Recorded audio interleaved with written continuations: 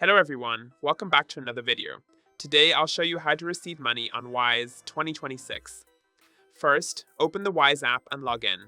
On the home screen, you will see your different currency balances like USD, EUR, GBP, or PHP. To receive money, make sure you select the same currency that the sender is using. For example, if someone is sending you US dollars, open your USD balance. Next, tap on Account Details. If you don't see them, tap Get Account Details to activate them.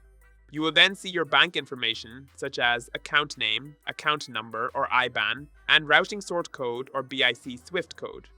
Copy or share these details and send them to the person or company who will be paying you. Tell them to send the money using these exact details and include any reference if Wise requires it. Once the transfer is made, you will get a notification in Wise and the money will appear in your selected currency balance. And that's how you receive money in Wise.